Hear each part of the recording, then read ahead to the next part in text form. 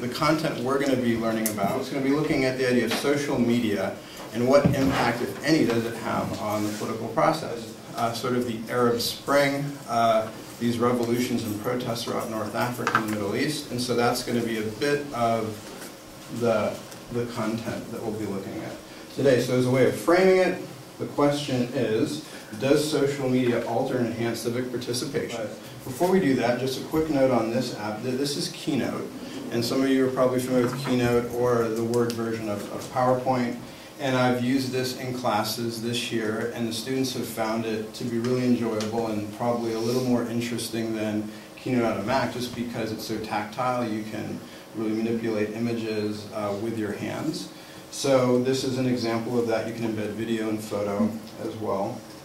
But before we jump into the articles, what I wanted to do as teaching history and geography is always the foundation of that, is to show you Google Earth. And some of you might be familiar with Google Earth, but it's a way of sort of making geography come alive. So if everyone could open up their iPad, and you should see Google Earth on the screen. Mr. Al, yeah. You want to press the home button, which is the little depressed button that has the square in the box. And then if you change it, you can change how the screen looks to you, and you just want to slide to unlock. These iPads, we've had them in a cart all year, and what we have done as part of our pilot program is every time they go to a new class, we essentially take them back to the tech office and, in a sense, format them and start over as if they're brand new iPads. So the process that just happened was the brand new iPad with the apps installed. Some of them remembered the Wi-Fi password from the past, others didn't. So I was just walking around and some others just typing in the Wi-Fi password. That essentially happens for most of us at the beginning of the school year, and that's the one time. So it's not something that would happen in a class on a typical basis, although the students actually tend to know the student password by heart as well. And as long as the teacher's relaxed and you're not going to be like, everyone has to be getting to this page or this app in 5 minutes, and if not, then you're, then if you're just relaxed, as Kali was saying, then just a part of it. Okay, so I think everyone hopefully is in Google Earth. Is anyone not in Google Earth? All right, so at the search bar at the top, right next to the magnifying glass, you're going to want to tap into that. And what we're going to do is we're going to go into Tahrir Square, Cairo, so I'll type it in here. This is where a lot of the protests were happening. And then once you get it in, then it flies. T-A-H.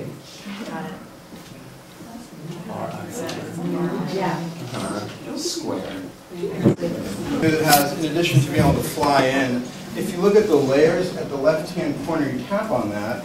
These are different layers, and you definitely want to make sure you have the like the photos and the Wikipedia check mark, because what you can do, if you see some of these photos, if you tap on that, it will load images, and so you can actually see images of some of the recent protests. And what I've found is that, for me, I've always enjoyed geography, but most students don't. But using something like Google Earth can actually make it come alive in a way that it generally doesn't if you just look at maps. So having photos embedded, and also there can be Wikipedia articles. You can also, if you like, by using your fingers, you can zoom in, you can zoom out. So if you feel that you're here, you can begin to explore. You can pinch. Pinching zooms out, and then moving your fingers away from each other moves in. And as you move in, you probably see there's more access to various kinds of images. So it also makes it so, we use a lot of multimedia in the classroom, and having this, we watched it on a screen, but you could also watch it on your own iPad. And so it also will enable us to be able to share, instead of just having someone take notes from a class, you'd actually be able to see whatever multimedia was part of the presentation your children could have access to, or if they wanted to watch it again or show you. Some social networking sites. One was called Schoology. It's a very similar template to Facebook, where you can embed videos, hyperlinks to articles. There's blogs and discussion boards, so that with everyone having an account, you could put all of the media, as Cecily was saying, and so if someone was absent, they would know to go to check their Schoology account. The 8th graders used it for their receipt. I definitely know how addictive Google Earth can be. So I wanted to show you something else that is called AirSketch. And what AirSketch does, it turns the iPad and with an LCD projector and computer into a smartboard. And for an app that's $7, it's pretty remarkable. So you can say I can walk around. We have a map of North Africa here. And so what I was going to do is, looking at this map, just sort of mark the countries that have been in the media, looking at how social media may have had an impact on these protests. So one is Tunisia, and of course we see Egypt. Yeah, I don't know to what degree Libya was social media. There are some other ones like Libya, and I'm going to use a different color for Yemen because there's been a lot of protests, but Yemen's one of the poorest countries in the region, and so it doesn't have a lot of access to social media.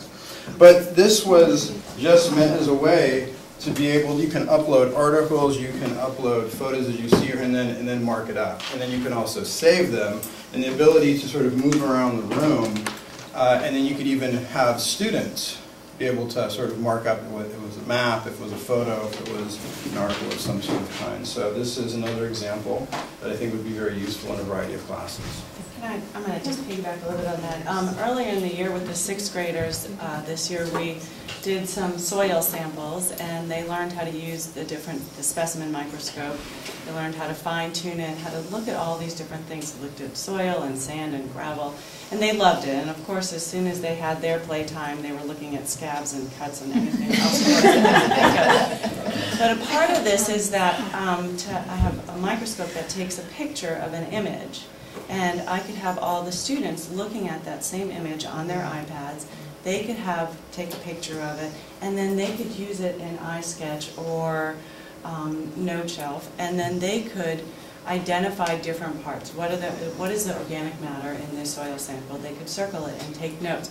So it takes their hands-on experience, which is a huge part of the science classroom, and enriches that, deepens it, and then they have that in their iPad.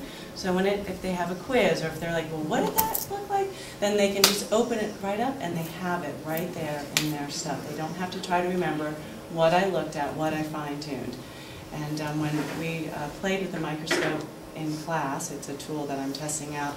Believe me, I have plenty of pictures of all the scabs and hair. They all have to do their hair and their braces. I don't know, as close as they can, their braces. It was awesome. It was awesome. They were so excited. So you can really see how it supplements and complements a class.